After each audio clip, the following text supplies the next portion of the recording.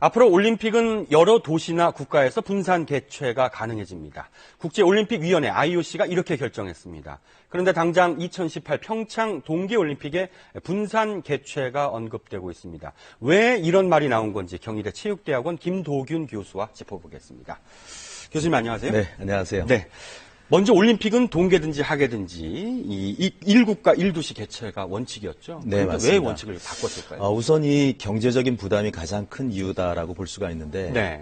지난 소치 올림픽 같은 경우는 대회를 개최하는데 57조 원 정도의 비용이 들어갔습니다. 네. 그래서 개최 비용에 대한 부담들이 개최를 하려는 국가마다 너무나 커지고 있고 네. 그다음에 토마스 바흐 IOC 위원장이 위원장 될 때 선거 공약 자체가 이런 올림픽의 경제적인 부담을 줄이겠다 하는 네. 그러한 공약을 한 적도 있었고요. 네. 그리고 세 번째는 지금 평창 자체가 IOC 자체에서 볼 때 네. 이런 대회에 대한 준비가 좀 미진하기 때문에 이러한 것에 대한 어떤 경각심을 좀 불러일으키는 차원에서 네. 이런 것을 하지 않았나 그렇게 좀 볼 수가 있겠습니다. 어떤 정치적인 판단도 좀 있었나요? 네, 그렇습니다. 우선 보면은 상당히 그 IOC 입장에서는 지금 평창이라는 그 올림픽 개최가 네. 상당히 좀 준비가 좀 지지부진하다 하는 그런 느낌이 좀 큰 부분이다라고 좀 할 수가 있겠고, 예. 그 다음에 그 각 국가별로 네. 유럽에서는 이제 국가마다 이 올림픽을 좀 개최하고 싶은데 각 한 나라가 개최하기엔 상당히 부담이 크다는 겁니다. 그런 측면에서 이제 예. 한 국가 한 도시의 부담, 그 개최 부담은 예. 상당히 좀 역작용으로 오기 때문에 이러한 측면에서 좀 그러한 어려움을 해소한다는 그러한 측면이 있지 않나 우리가 생각해 볼 수 있겠습니다. 예. 그 동계올림픽에 대해서 이제 그것도 분산 개최를 일본과 같이 분산 개최하는 걸로 언급이 됐습니다. 네네. 이거는 또 어떻게 시작이 된 건가요?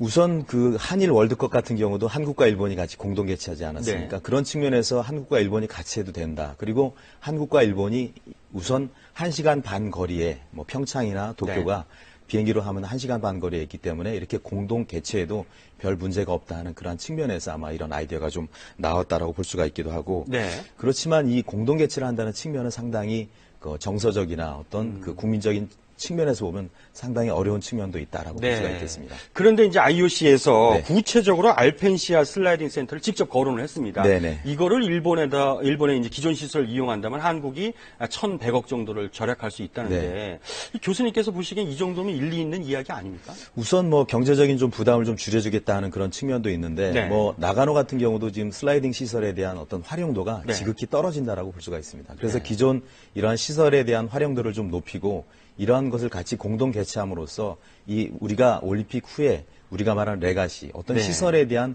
활용도가 지지부진하기 때문에 이러한 것을 좀 만회하고 또 시설에 대한 활용도를 좀 더 높여서 어떤 올림픽의 유산을 좀 더 극대화하고자 하는 그러한 목표가 있다라고 볼 수가 있겠습니다. 평창 조직위 쪽에서 일단 적극적으로 지금 반대의 입장을 예, 맞습니다. 밝히고 있습니다. 네. 현실적으로 분산 개최 가능하다고 보시나요? 우선 현실적인 측면을 보면 일단 IOC 위원들이 동의를 했기 때문에 네. 아마 동의를 한 부분에 대해서는 IOC에서는 강력하게 물어붙일 그런 의사가 있는 것은 강제적으로도 할 수도 있습니다. 그렇죠. 강제적으로 하지만 실제로 우선 법적인 측면과 현실적인 측면은 좀 차이가 있다라고 좀 볼 수가 있겠습니다. 네. 보통 동계올림픽 개최는 7년 전에 승인을 하는 이유가 그런 시설에 대한 충분한 준비를 두는데 이유가 있다라고 볼 네. 수가 있는데 벌써 우리 입장에서는 지금 3.3년이 남아있는 그런 그 시기적인 측면에서 네.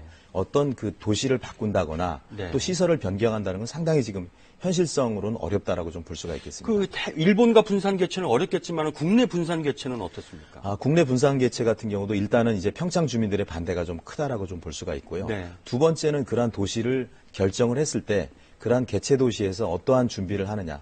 결국 공동 그 지역으로 분산해서 한다는 것은 역시 그 지역에도 시설에 대한 투자라든가 네. 또 IOC의 시설에 대한 규정을 맞춰야 되기 때문에 네. 상당한 부분에 대해서 투자가 이루어진다고 볼 수가 있겠습니다. 사실 이 교수님 이게 지금 문제가 네. 이 동계올림픽 이후에 대해서 전혀 문제가 없으면 즉 그러니까 사후 관리라든지 네. 뭐 활용 계획이 잘 서 있다면 전혀 문제가 될 필요가 없을 텐데 지금 그것 때문에 제일 걱정이 되는 거잖아요. 네, 어떻게 그렇습니다. 보시나요?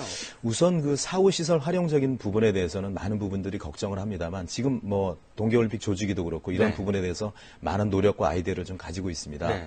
특히 이제 동계 스포츠 시설 같은 경우는 하계와는 좀 다르게 그 설상이라든가 이런 것들이 굉장히 산속에서 개최가 되다 보니까 네. 지역에서의 접근성이 떨어지다 보니까 상당히 우려라는 측면이 많이 있습니다. 네. 그렇지만 지금 평창이나 강릉이나 이런 도시들을 보면 올림픽 개최 후에 이러한 시설을 활용하는 방안에 대해서 네. 많은 아이디어와 노력들을 하고 있기 때문에 네. 우리나라의 경우도 좀 문제는 있겠지만 그렇게 크게 걱정을 할 부분은 저는 없다라고 봅니다. 알겠습니다. 계속 고민해야 될 부분인 것 같습니다. 네, 맞습니다. 교수님 오늘 말씀 고맙습니다. 네, 고맙습니다.